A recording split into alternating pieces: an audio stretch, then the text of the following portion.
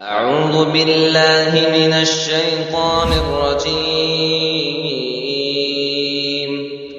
بسم الله الرحمن الرحيم. السلام علیکم ورحمۃ اللہ وبرکاتہ۔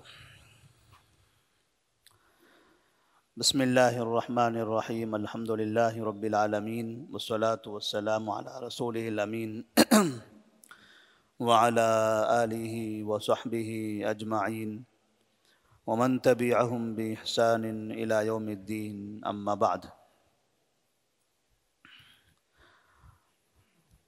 فعن مطرف بن عبد اللہ بن شخیر عن أبيه رضي الله تعالى عنه قال: رأيت رسول الله صلى الله عليه وسلم يصلي وفي صدره عزيز كعزيز المرجل من البكاء، أخرجه الخمسة إلا ابن ماجه وصححه ابن حبان رحمه الله۔ بلوغ المرام من أدلة الأحكام،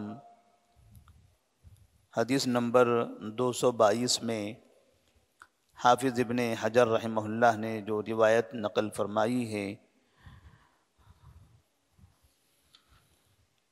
مطرف بن عبداللہ بن شخیر عن ابیہ رضی اللہ تعالی عنہ سے، یہ روایت عبداللہ بن شخیر رضی اللہ تعالی عنہ سے مروی ہے۔ وہ کہتے ہیں کہ رأیت رسول اللہ صلی اللہ علیہ وسلم یصلی وفی صدرہ عزیز کعزیز المرجل من البکاء۔ دوران نماز رونے سے متعلق یہ حدیث ہے کہ اگر کوئی شخص نماز پڑھتے ہوئے اس کے اندر خشوع و خضوع پیدا ہو جائے اور قرآن کی تلاوت کرتے ہوئے اس میں ایسی خاکساری پیدا ہو، خوف اور خشیت طاری ہو جائے اور وہ نماز میں رونے لگے، تو کیا اس طرح سے نماز میں رونے سے اس کی نماز باطل ہو جائے گی یا اس کی نماز درست رہے گی؟ کیا نماز میں رونا درست ہے؟ اگر کوئی شخص روتے روتے بلند آواز سے رونے لگے، یعنی اس طرح کی آواز کہ اس کے بازو میں اس کی آواز سنائی دے رہی ہے، محسوس ہو رہا ہے کہ وہ انسان رو رہا ہے، تو کیا اس طرح سے رونا درست ہے؟ تو اس سلسلے میں اب ہمارے پاس تقریباً مساجد میں اور حرمین میں، اسی طرح سے یوٹیوب وغیرہ پر جو مختلف دنیا کی بڑی بڑی مساجد کی نمازیں نشر ہوتی ہیں، تو اس میں بار بار ہم یہ سنتے رہتے ہیں کہ ائمہ کرام نماز پڑھاتے ہوئے، قرآن کی تلاوت کرتے ہوئے روتے ہیں، اور حرمین کی نمازیں خاص طور پر اس میں معروف بھی ہیں۔ کچھ ائمہ کرام ہیں جن کا رونا بھی معروف ہے کہ وہ فلاں فلاں آیتوں پر خشیت طاری ہوتی ہے اور اس پر وہ روتے بھی ہیں۔ اسی طرح جب دعائیں ہوتی ہیں، دعاؤں پر بھی روتے ہیں، تو کیا اس طرح سے رونا درست ہے؟ ایسا نبی کریم صلی اللہ علیہ وسلم یا صحابہ رضی اللہ تعالیٰ عنہم رویا کرتے تھے؟ تو اس سلسلے میں عبداللہ بن شخیر رضی اللہ تعالیٰ عنہ کی ایک روایت ہے، وہ کہتے ہیں کہ رأیت رسول اللہ صلی اللہ علیہ وسلم یصلی وفی صدرہ عزیز کعزیز المرجل من البکاء۔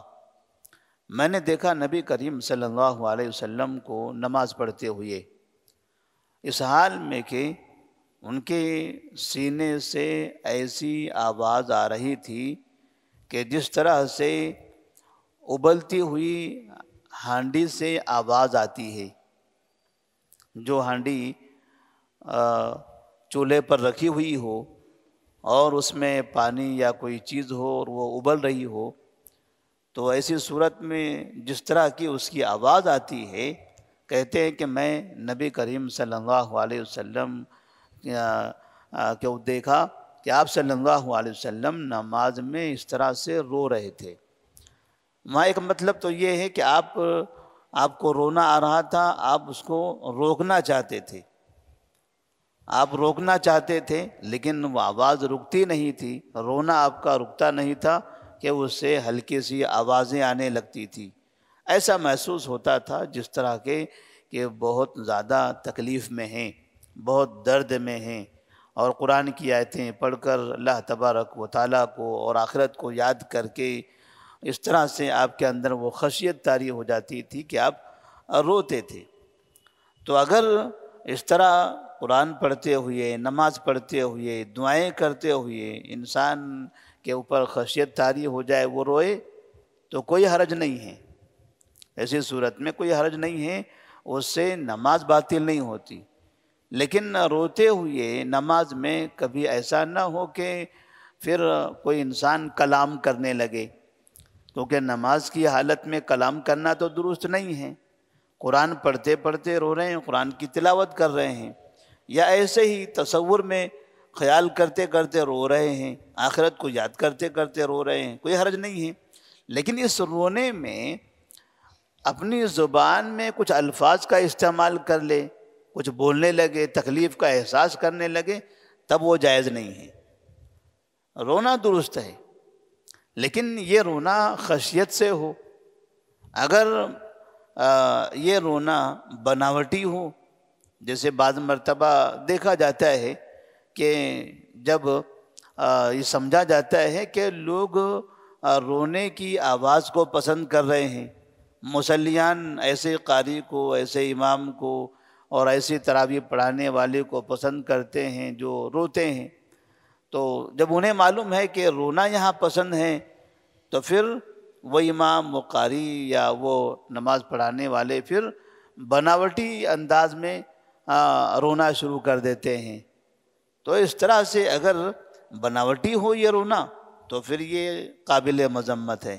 یہ تو جائز نہیں ہے کسی بھی صورت میں کہ نماز میں گویا کہ ایک طرح سے کھلواڑ ہو رہا ہے کہ آپ کو رونا نہیں آ رہا ہے، آپ لوگوں کو رونا دکھا رہے ہیں، یعنی ایک جھوٹ کا اظہار ہو رہا ہے. لیکن خشیت طاری ہو اور کوئی انسان روئے تو ایسی صورت میں یہ جائز ہے. اور خاص طور پر جب دعا کا وقت آتا ہے، نماز ہی میں نہیں، نماز کے بعد بھی جب ہم تنہا بیٹھے ہوں اور اللہ تبارک و تعالیٰ سے دعائیں کر رہے ہوں، تب بھی دعا کرتے کرتے ہمیں آخرت کی فکر لاحق ہونے لگتی ہے.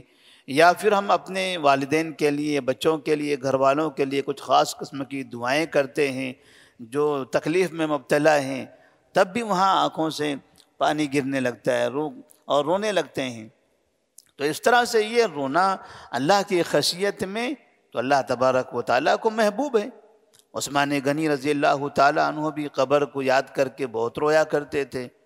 اور نبی کریم صلی اللہ علیہ وسلم نماز میں ہی نہیں، نماز کے علاوہ بھی جب آپ کے سامنے قرآن مجید کی تلاوت کی جاتی تھی تب بھی آپ روتے تھے. عبداللہ بن مسعود رضی اللہ تعالیٰ عنہ، اسی طرح سے دیگر صحابہ، کبھی آپ ان سے کہتے تھے کہ ذرا قرآن پڑھ کر سنائیے، فلاں آیت پڑھیے، فلاں سورہ پڑھیے. تو صحابہ کہتے تھے یا رسول اللہ صلی اللہ علیہ وسلم، قرآن تو آپ ہی پر نازل ہو رہا ہے، بھلا ہم آپ کو پڑھ کر سنائیں، آپ ہی پڑھیے. تو کہتے تھے نہیں، میں دوسروں سے سننا چاہتا ہوں، میں تو پڑھتا ہی ہوں لیکن میں دوسروں سے بھی سننا چاہتا ہوں. تو جب سامنے قرآن پڑھا جاتا تھا آپ سنتے رہتے تھے اور آپ کی آنکھوں سے آنسو جاری ہو جاتے تھے. تو یہ رونا، رقت طاری ہونا، خشیت طاری ہونا، اللہ کا ڈر پیدا ہونا، آخرت کی فکر ہونا، یہ بڑی اچھی چیز ہے. جس دل میں رقت نہ ہو، نرمی نہ ہو، سختی آ جائے، تو ایسی صورت میں دلوں کی سختی یہ اللہ تبارک و تعالیٰ کو محبوب نہیں ہے. دلوں کی سختی اللہ تبارک و تعالیٰ اس کو ناپسند کرتا ہے. تو اللہ تبارک و تعالیٰ سے دعا ہے کہ اللہ تبارک و تعالیٰ ہم تمام کو نماز میں، قرآن کی تلاوت میں خشوع خضوع کا اہتمام کرنے کی توفیق عطا فرمائے، آخرت کی فکر کرنے کی توفیق عطا فرمائے. السلام علیکم ورحمۃ اللہ وبرکاتہ.